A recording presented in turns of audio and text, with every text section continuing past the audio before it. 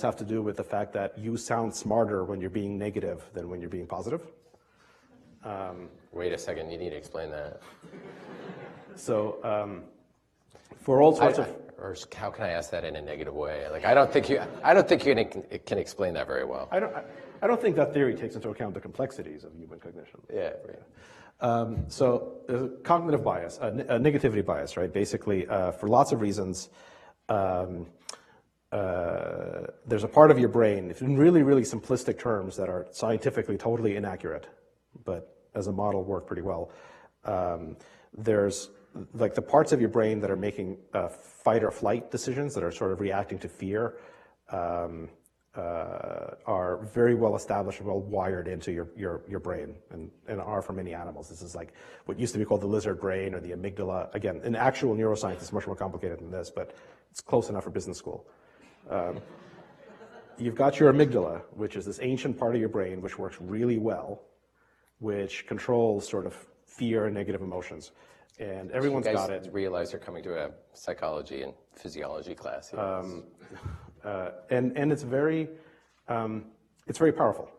And then there's a newer portion of your brain, which really only humans have. It's called the neocortex, which I think just means the new portion, which is doing a lot more of the logic and reasoning and strategy and kind of positive emotions. And so when you try to use both parts of your brain simultaneously, it's like the more primitive part just wins out because it is just better wired in. If it was software, it'd be like on version 11, whereas like the new stuff is like early beta, and really buggy and makes all sorts of mistakes.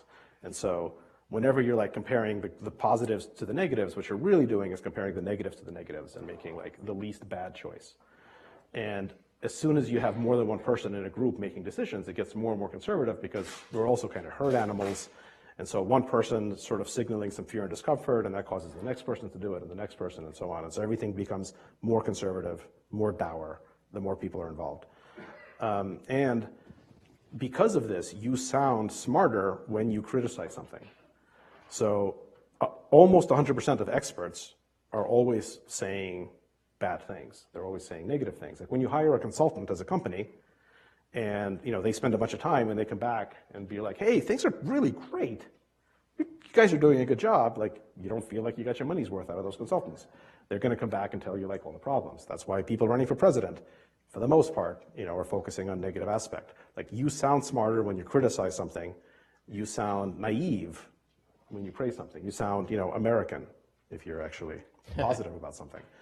And so like the fact that we now know about every negative thing that's happening in the world, and the fact that everyone who wants to sound smart is always going to give you the critical side of things, the negative side of things, always makes everyone feel like the world is worse than it's ever been.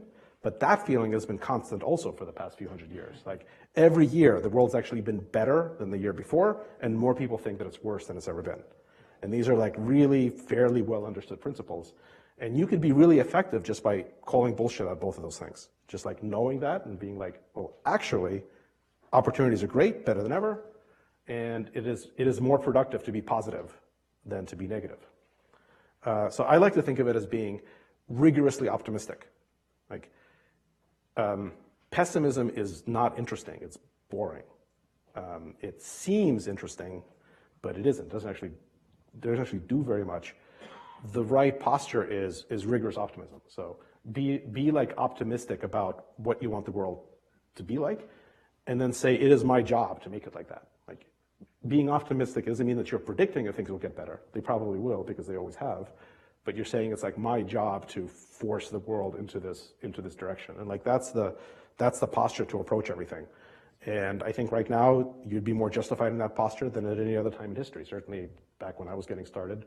So like, yeah, like, oh, the stock market is melting down and everything is going into recession and computers are going to take all of our jobs, and like, yeah, that's all true. But even with all that, this is still the best time, to ever actually do anything. So you should just do it. You should just like force yourself to be the positive person in the conversation. Like literally, when a bunch of your friends are talking shit about how everything is bad, like force yourself to be the positive person. And try to be armed with the facts to be rigorous about it, to actually be able to like defend it and to back it up. And forcing yourself to do that will actually make you more effective and more capable and more qualified. And very few people do it. but it's the central thing to do.